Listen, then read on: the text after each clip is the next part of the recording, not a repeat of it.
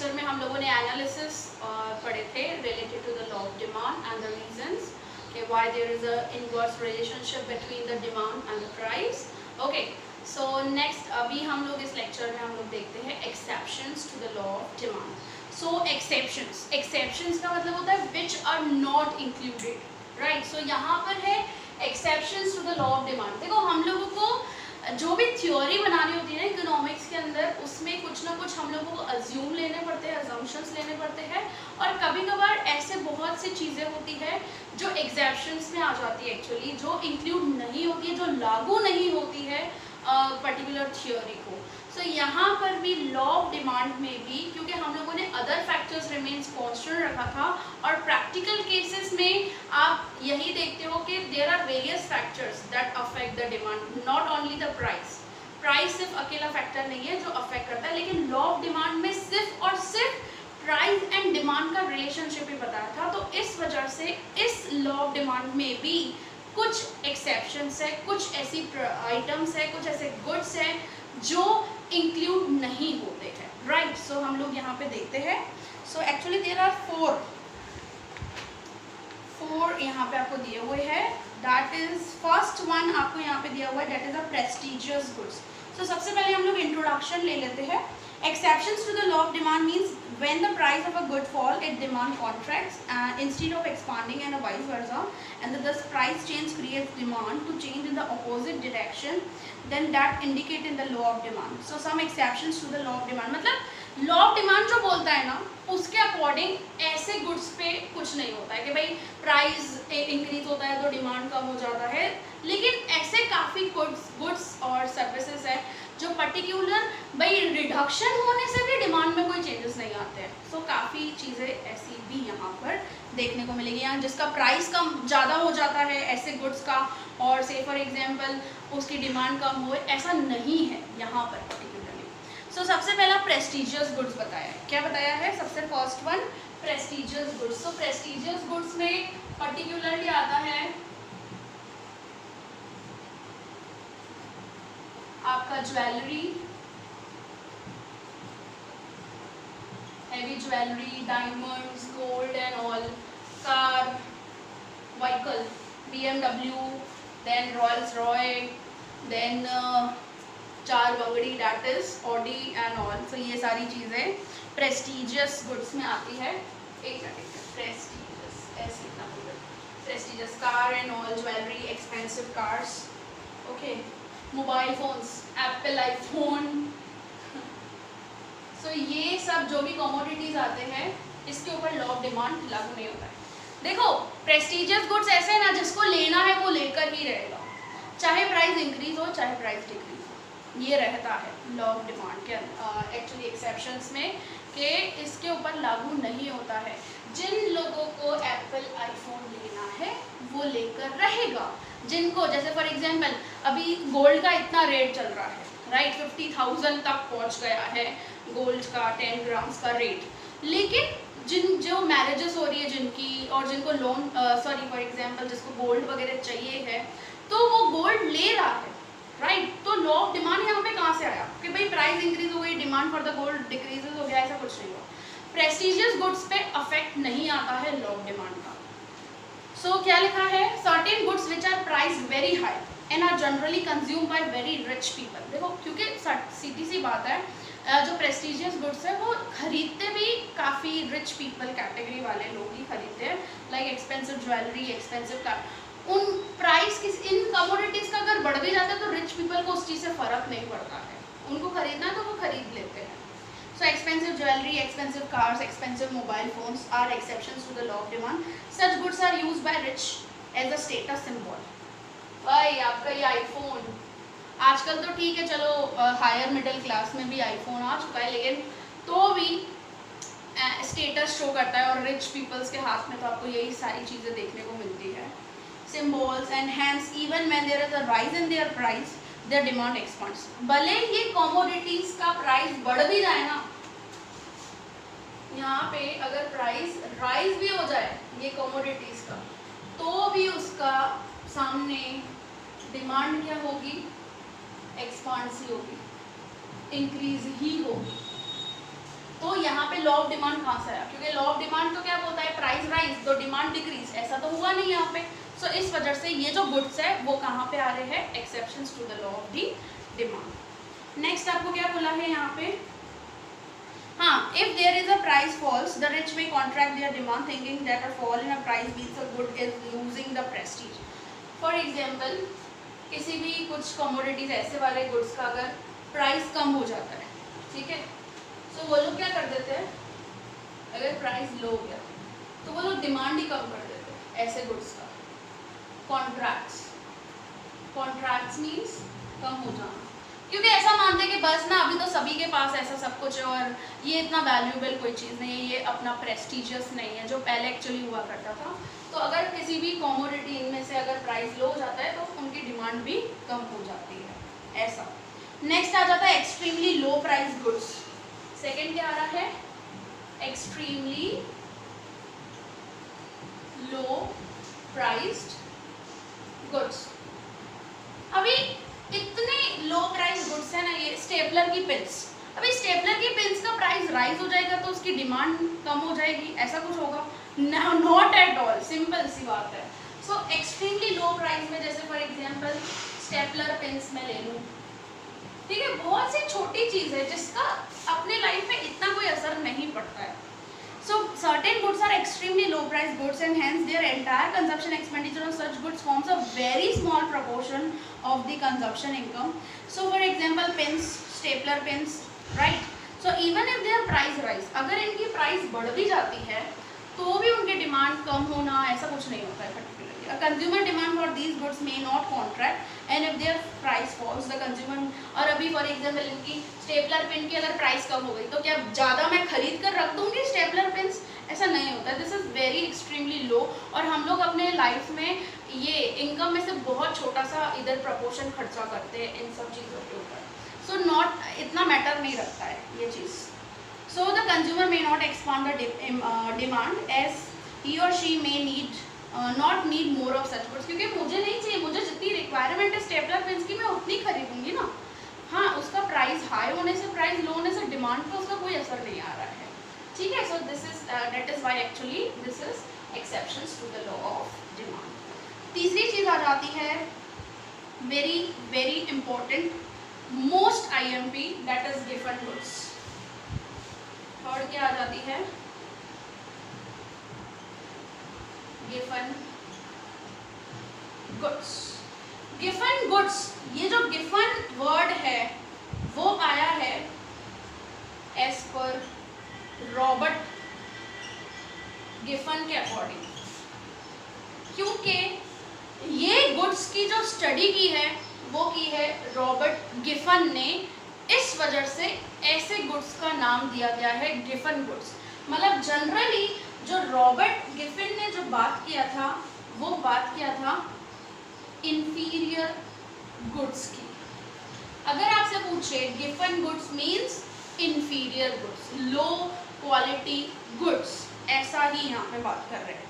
Generally normal goods में क्या होता है कि अगर इनकम बढ़ती है या प्राइस, से फॉर एग्जांपल इनकम का छोड़ो, फॉर एग्जांपल अगर प्राइस बढ़ती है किसी भी गुड की तो डिमांड फॉल हो जाती है। लेकिन इंफीरियर ऐसे गुड्स हैं जिनकी प्राइस कम होने से, इनकी प्राइस कम होने से इनकी डिमांड कम हो जाती है। वो पढ़ते हैं हम लोग कैसे, मैंने लास्ट लेक्चर में भी आपको इंफीरियर गुड्स रिलेटेड एक्सप्लेन किया था। अभी मैं ये चीज़ बता रही हूँ आपको। देखो क्या लिखा है, when a price of certain good called inferior goods fall and the real income of a consumer rises, he or she may reduce the consumption of such goods and substitute these goods by goods of a superior quality। क्योंकि purchasing में अगर capacity बढ़ जाती है कि इंसान की, अगर रियल इनकम बढ़ जाती है इंसान की, तो generally they shift to the superior quality, good quality. मैंने राइस का एग्जांपल लिया था लास्ट लेक्चर में भी। So that is actually the Giffen goods. जो हम लोग इंफीरियर गुड्स रिलेटेड बात कर रहे थे ना इनकम इफेक्ट में, वो था Giffen goods. So he or she may reduce the consumption of such goods and substitute these goods by the superior quality. These goods were named after Robert Giffen. Robert Giffen के ऊपर से ये नाम रखा गया है इस goods का। Who made such observation and explained this idea? उन्होंने ही ये चीज़ बताई है हमको। And such goods are necessary goods and are purchase by low income groups. मैंने आपको यही चीज़ बताया कि यहाँ ये जो गुड्स परचेज कर रहे हैं वो लो इनकम ग्रुप्स वाले परचेज कर रहे हैं, ठीक है। सो हम लोगों ने एग्जाम्पल लिया था राइस का, ठीक है। ये this is actually customer consumer, ये लो इनकम ग्रुप में आता है, ठीक है। और इसके जेब में है 50 रुपए और इसको चाहिए 2 kg राइस, ठीक है। 2 kg उसको राइस चाहिए। तो अभी नॉर्मल गुड मतलब अच्छे गुड्स का जो प्राइस है, नॉर्मल राइस का जो प्राइस है वो है 35 रुपीज़। और जो से फॉर एग्जांपल इंफीरियर गुड्स मतलब राशन की दुकान पे कैसे मिलते हैं गुड्स लो क्वालिटी वाले, इंफीरियर राइस का जो प्राइस है वो है 25 रुपये पर केजी। हाँ 1 kg पर केजी यहाँ पे मैं लिख रही हूँ।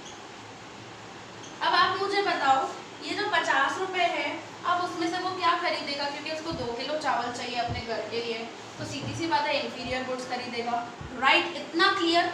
इसके बाद क्या होगा, फॉर एग्जाम्पल अगर ये नॉर्मल गुड्स की प्राइस कम हो जाती है, क्या बोल रही हूँ मैं, इफ नॉर्मल गुड्स मीन्स जो ये राइस है उसकी प्राइस हो गई 25 रुपये पर केजी, 25 रुपीज़ पर केजी हो गया 1 महीने के बाद फॉर एग्जाम्पल। अब मुझे बताओ इसके पास तो अभी भी 50 रुपये है, क्योंकि इस मंथ भी उसने उतना ही उसको 2 किलो चावल खरीदते और उसके पास 50 रुपये है चावल खरीदने के लिए। अब मुझे बताओ आफ्टर 1 मंथ का ये जो सीन है,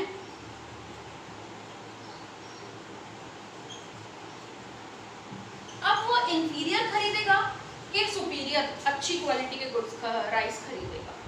सो सिंपल सी बात क्या आ रही है यहाँ पे, पहले उसके पास 50 रुपये थे जिससे वो पहले 35 रुपये वाले चावल नहीं खरीद सक रहा था। क्यों? क्योंकि उसका परचेजिंग कैपेसिटी नहीं था, उसके पास पैसे नहीं थे, तो वो 25 रुपये का इंफीरियर खरीद रहा था गुड्स, इंफीरियर राइस खरीद रहा था। लेकिन फॉर एग्जाम्पल अगर ये प्राइस फॉल हुआ है अच्छे गुड्स का, यहाँ पे क्या बोल रही हूँ मैं, प्राइस फॉल हुआ है अच्छे गुड्स का, तो अब वो मूव कहाँ पे करेगा, क्योंकि वो तो खरीद सकता है ना, 25 रुपये 1 किलो का दे सकता है वो, तो अब वो कौन से राइस खरीदेगा, ये अच्छी क्वालिटी के राइस परचेज करेगा। क्यों? क्योंकि जनरली अब उसको 25 रुपये में ये मिल रहे हैं, जबकि अभी आप मैं बताऊंगी ये 25 रुपये की जगह पे अगर अभी इंफीरियर क्वालिटी जो राइस है अगर वो 20 रुपये भी हो गया तो भी वो इंफीरियर गुड्स नहीं खरीदेगा। ऐसा क्यों? क्योंकि जब एक इंसान को अच्छे चावल मिल रहे हैं उतने ही रुपए में जितने पहले उसको इंफीरियर में मिल रहा था, जो इंफीरियर राइस उसको मिल रहे थे, अभी उतने ही प्राइस में अगर उसको अच्छे गुड्स मिल रहे हैं तो कोई भी इंसान क्यों नहीं अच्छा राइस प्रेफर करेगा, वो अच्छा खाना खाएगा ना, सिंपल सी बात है। सो वो कहाँ पे शिफ्ट हो गया, यहाँ पे। तो डिमांड क्या करने लगा, ये करने लगा, क्योंकि प्राइस क्या हुआ जनरली ये गुड्स का कम हो गया। अब इंफीरियर गुड्स का यहाँ पे प्राइस कम भी होगा ना तो भी वो प्रेफर नहीं करेगा। तो हम लोग यहाँ पे जनरली क्या बोलेंगे, सिंपल सी बात है कि if price of inferior good fall, demand for low quality rice, inferior good false, खरीदेगा नहीं खरीदेगा। क्यों? क्योंकि सामने क्या हो रहा है, नॉर्मल प्राइस की भी प्राइस क्या हो गई है, कम हो गई है, ठीक है। नॉर्मल राइस की देखो क्या लिखा है यहाँ पे, एग्जाम्पल दिया हुआ है। For example a person with a low income purchases jowar or bajra. मैंने राइस लिया है तो आप जोआर बाजरा भी ले सकते हो। When the price of jowar bajra falls very low, अगर ये जोआर बाजरा का जो प्राइस है वो बहुत कम हो गया, so the real income of a consumer tends to increase and hence he or she will reduce the consumption of such goods. So उससे क्या हो जाएगा, सिंपल सी बात है, वो इंफीरियर कम लेगा, क्योंकि 50 रुपये में अभी 2 किलो इसको सुपीरियर क्वालिटी भी मिल रहा है। So will purchase more of the wheat, क्योंकि जोआर बाजरा वो बेचारा परचेज कर रहा था, सो अभी क्या करेगा बेचारा, परचेज कर सकेगा वीट, क्योंकि वीट भी अभी उसको सस्ते में मिल रहा है, क्योंकि वीट की प्राइस क्या हो गई है, कंपैरेटिवली कम हो गई. So which is actually the superior good. And another example of that is a vegetable ghee or a pure घी. आप दूसरे एग्जाम्पल भी ले सकते हो, डेट इज जैसे वनस्पति घी आला तो लो क्वालिटी का, और प्योर घी जो पर्टिकुलर घी यूज़ करते हैं हम लोग. ये वनस्पति घी मतलब ऑयल जो हम लोग यूज़ करते हैं सिंपली. तो आप सभी को पता है कि घी का प्राइस अच्छा काफ़ी हाई होता है और जो ऑयल का प्राइस है वो कम हो जाता है. सो अगर ऑयल का प्राइस कम हो गया बहुत ज़्यादा, और सामने अगर थोड़ा बहुत घी का भी रिडक्शन हुआ है तो ऑफकोर्स अभी वो किस में टर्न हो जाएगा, सिंपल सी बात है, वो घी परचेज करेगा, प्रेफर करेगा ना कि यार अच्छा मैं खाऊं. सो यहाँ पे लॉ ऑफ डिमांड इस वजह से लागू नहीं होता है, क्योंकि if a price of inferior good falls, क्योंकि एक अगर पर्टिकुलर प्रोडक्ट की प्राइस कम हो जाती है तो लॉ ऑफ डिमांड बोलता है कि उसकी डिमांड ज़्यादा हो जाती है. लेकिन यहाँ पे तो क्या हो रहा है, उल्टा हो रहा है इंफीरियर गुड्स रिलेटेड, कि इंफीरियर गुड्स की प्राइस कम हो रही है तो डिमांड भी कम हो जा रही है. समझ रहे हो, क्योंकि वो अभी टर्न कर रहा है सुपीरियर क्वालिटी में. So that's it about the given goods. Very very IMP बहुत ज़्यादा इंपॉर्टेंट है. ये पूछते हैं 2 मार्क्स में या 1 मार्क में सेपरेट क्वेश्चन पूछते हैं इसमें से. फिर आ जाता है फोर्थ आपका special preference. Special preference of the people.